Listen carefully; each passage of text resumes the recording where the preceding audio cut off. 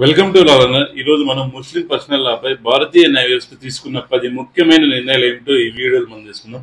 ఈ తీర్పులు వివాహం, విడాకులు, పోషణ, సంపద హక్కులు, తల్లిదండ్రుల సంరక్షణ హక్కులు వంటి ముఖ్యమైన అంశాలను ప్రభావితం చేశాయి. మొదటగా మొహమ్మద్ అహ్మద్ వర్సెస్ షాబాను కేసు. ఈ కేసులో సుప్రీంకోర్టు ప్రకటించింది సెక్షన్ 125 సిఆర్పిసి ప్రకారం ముస్లిం మహిళలకు కూడా విడాకుల తర్వాత పోషణ హక్కు ఉంది. మతపరమైన చట్టాలకు విరుద్ధంగా ఏమీ లేదని కోర్టు తేల్చెప్పింది. Shayara Bano versus union of India కేసులో కోర్టు త్రిపుల్ తలాక్ అనేది అన్కాన్స్టిట్యూషనల్ అని తేల్చి చెప్పింది. ఇది ఆర్టికల్ 14 సమానత్వ హక్కు, ఆర్టికల్ 19 వ్యక్తిగత స్వేచ్ఛ, ఆర్టికల్ 21 జీవన గౌరవ హక్కులను ఉల్లంఘిస్తుందని స్పష్టం చేసింది. Next, Daniel Latif versus union of India court ప్రకారం ముస్లిం భర్త తన విడాకులైన భార్యకు ఇదత్ సమయంలో కాకుండా తర్వాత కూడా పోషణ ఇవ్వాలి. ఆర్థికంగా నిలదొక్కుకోలేని మహిళలు తమ బంధువుల ద్వారా లేదా రాష్ట్ర వక్ఫ్ బోర్డు ద్వారా సహాయం పొందే హక్కు కలిగి ఉన్నారు. Next, Shamim aura versus state of UP court చెప్పిన తీర్పు ప్రకారం తలాక్ అమలు కావాలంటే దాన్ని స్పష్టంగా ప్రకటించాలి, రికార్డు చేయాలి, తగిన పద్ధతిలో నిర్వహించాలి. కేవలం తలాక్ ఇచ్చినట్లు ఒక లేఖ రాయడం సరిపోదు, అది చట్టబద్ధంగా నిర్ధారించాల్సిందే అని ఈ కేసులో కోర్టు తేల్చి చెప్పింది.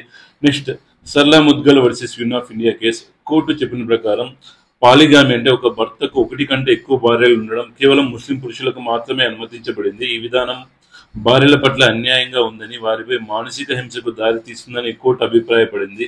నెక్స్ట్, చంద్ పటేల్ వర్సెస్ బిస్మిల్లా బేగం ఒక ముస్లిం వ్యక్తి ఒక కుటుంబంలోని ఇద్దరు సోదరీమణులతో వివాహం చేసుకోవడం ఇర్రెగ్యులర్ అయినా వాయిడ్ కాదు. అయితే ఇదత్ కాలంలో లేదా సాక్షులు లేకుండా జరిగిన వివాహం చట్టబద్ధం కాదని కోర్టు చెప్పింది. Ahmed women action group versus union of India ఈ కేసులో కోర్టు చెప్పిన తీర్పు ప్రకారం పాలిగామి అంటే బహు వివాహం అనేది ముస్లిం పురుషులకు మాత్రమే అనుమతించబడిన అన్యాయమైన నియమం అని చెప్పింది. ఆర్టికల్ 14 సమానత్వ హక్కు ఉల్లంఘనకు దారి తీస్తుందని కోర్టు చెప్పింది.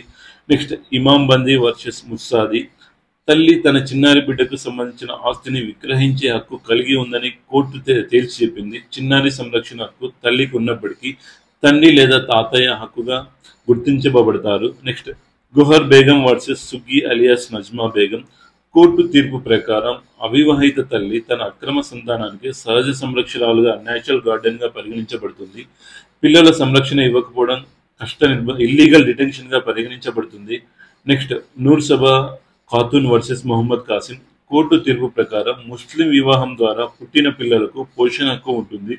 తండ్రి తన మగపిల్లలను వయసు పెద్దయ్యే వరకు, ఆడపిల్లలను పెళ్ళయ్యే వరకు పోషణ కల్పించాల్సిందే.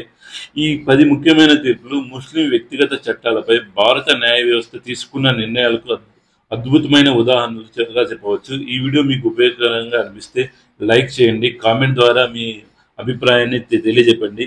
మరిన్ని లీగల్ అప్డేట్స్ కోసం మా ఛానల్ని సబ్స్క్రైబ్ చేయండి. Thank you for watching video. జై హింద్.